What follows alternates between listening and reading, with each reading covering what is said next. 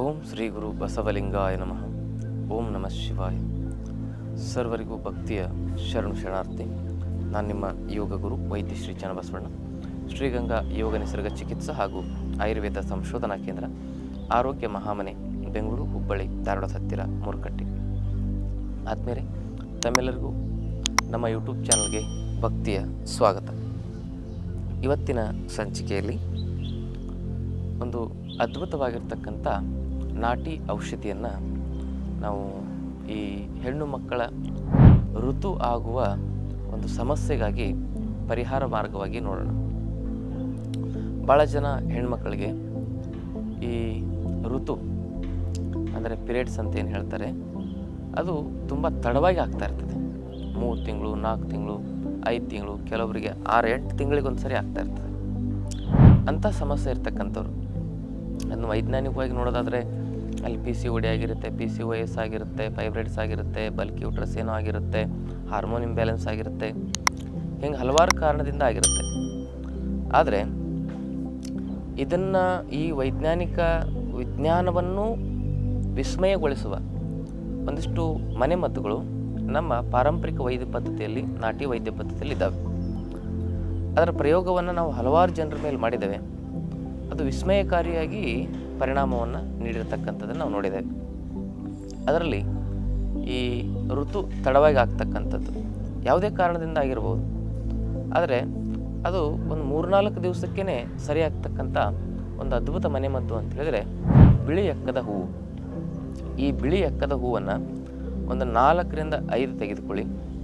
ಅದನ್ನು ಚೆನ್ನಾಗಿ ಜಜ್ಜಿ ಚಟ್ನಿ ಮಾಡಿ, ಅದರಲ್ಲಿ ಸ್ವಲ್ಪ ಬೆಲ್ಲ ಹಾಕಿ ಉಂಡೆ ಮಾಡಿ, ಆ ಉಂಡೆಗಳನ್ನು 3 ಭಾಗ ಮಾಡಿ, ಕಡಲೆಕಾಳು ಗಾತ್ರದಷ್ಟು ಸಣ್ಣ ಸಣ್ಣ ಉಂಡೆ ಮಾಡ್ಕೊಳ್ಳಿ.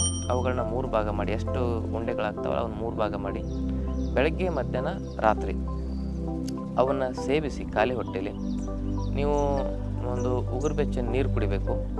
ಇಷ್ಟು ಮಾಡಿದ್ರೆ ಒಂದು 2-3 ದಿನ ಮಾಡೋಷ್ಟರಲ್ಲಿ ನಿಮಗೆ ಋತು ಆಗ್ತದೆ. ತಡೆದು ಆಗ್ತಕ್ಕಂಥ ಋತು ಏನಿದೆಯಲ್ಲ ಅದು ಆಗ್ತದೆ. ಎಷ್ಟು ಅದ್ಭುತವಾಗಿರ್ತಕ್ಕಂಥ ಪರಿಣಾಮಕಾರಿಯಾಗಿರ್ತಕ್ಕಂಥ ರಿಸಲ್ಟ್ ನೋಡಿದ್ವಿ. ಇದಕ್ಕಾಗಿ ಎಷ್ಟೋ ಕಷ್ಟಪಟ್ಟಿರ್ತೇವೆ ನಾವು. ಹಾರ್ಮೋನ್ ಇಂಜೆಕ್ಷನ್ಗಳನ್ನು ತೆಗೆದುಕೊಂಡಿರ್ತೇವೆ. ಆಮೇಲೆ ಋತು ಆಗಲಿಕ್ಕೆ ಅಂಥೇಳಿ ಹಲವಾರು ಈ PCOD, PCOSಗೆ ಲ್ಯಾಪ್ರೋಸ್ಕೋಪಿ ಅವನ್ನೆಲ್ಲ ಸರ್ಜರಿಗಳನ್ನು ಕೂಡ ಮಾಡಿಸ್ಕೊಂಡಿರ್ತೇವೆ. ಆದರೆ ಯಾವುದೇ ರೀತಿಯಾಗಿರ್ತಕ್ಕಂಥ ಒಂದು ದೊಡ್ಡ ಸಮಸ್ಯೆಗಳನ್ನು ಕೂಡ ನಾವು ಸಣ್ಣ ಇಷ್ಟು ಯಾವುದೂ ಖರ್ಚಿಲ್ಲದೆ ಇರತಕ್ಕಂಥ ಮನೆಮದ್ದಿನಲ್ಲಿ ವಾಸಿ ಮಾಡ್ಕೋಬೋದು. ಅಂದರೆ ನಮ್ಮ ಪಾರಂಪರಿಕ ವೈದ್ಯ ಪದ್ಧತಿಯಲ್ಲಿ ಎಷ್ಟು ಶಕ್ತಿ ಇದೆ ಅಂತಕ್ಕಂಥದ್ದು ಅರ್ಥ ಮಾಡ್ಕೋಬೇಕು. ಇದು 100% 80-90% ಜನರಿಗೆ ಉಪಯೋಗ ಆಗುತ್ತೆ. ಇನ್ನು 10-20% ಜನರಿಗೆ ಇದರ ಉಪಯೋಗ ಸ್ವಲ್ಪ ಕಷ್ಟ ಆಗುತ್ತೆ. ಅಂಥವರು ಆಯುರ್ವೇದ ಔಷಧಿಗಳನ್ನು ತೆಗೆದುಕೊಳ್ಬೋದು, ಪಂಚಕರ್ಮ ಚಿಕಿತ್ಸೆಯನ್ನು ತೆಗೆದುಕೊಳ್ಬೋದು. ಆ ಮೂಲಕವಾಗಿ ತಮ್ಮ ಋತುವಿನ ಸಮಸ್ಯೆಗಳನ್ನು ತಾವು ಸಂಪೂರ್ಣ ಸರಿ ಮಾಡ್ಕೋಬೋದು. ಇಲ್ಲಾಂದರೆ ಇತ್ತೀಚಿನ ದಿನಗಳಲ್ಲಿ ಗರ್ಭಕೋಶವನ್ನು ತೆಗೆಯೋರ ಸಂಖ್ಯೆ ಜಾಸ್ತಿ ಆಗಿದೆ. ಗರ್ಭಕೋಶವನ್ನು ಏನಾದರೂ ತೆಗೆದ್ರೆ ಜೀವನನೇ ನರಕ ಆಗುತ್ತೆ. ಗರ್ಭಕೋಶ ಅನ್ನೋದು ಹೆಣ್ಣು ಮಕ್ಕಳ ಆಸ್ತಿ.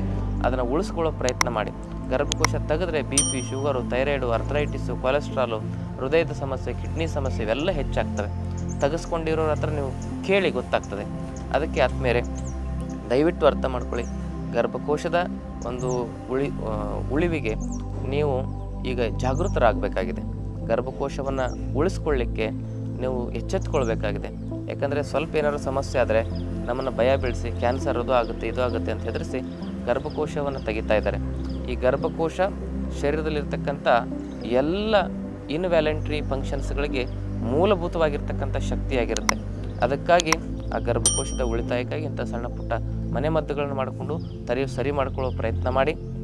ಇದನ್ನೇನಿಲ್ಲ, ಎಷ್ಟು ದಿವಸ ಸೇವನೆ ಮಾಡ್ಬೇಕಂದ್ರೆ ಒಂದು ಮಿನಿಮಮ್ ಅಂದರೆ 3 ದಿನ, ಮ್ಯಾಕ್ಸಿಮಮ್ ಅಂದರೆ 9 ದಿನ.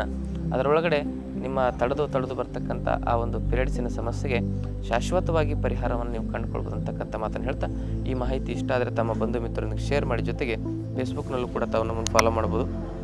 ಗುಣವಾಗದ ಕಠಿಣ ಕಾಯಿಲೆಗಳಿಗೆ ಯೋಗ ಆಯುರ್ವೇದದಲ್ಲಿ ಪರಿಹಾರ ಇದೆ. ಕಂಡುಕೊಳ್ಳುವ ಪ್ರಾಮಾಣಿಕ ಪ್ರಯತ್ನವನ್ನಷ್ಟೇ ನಾವು ಮಾಡಬೇಕು.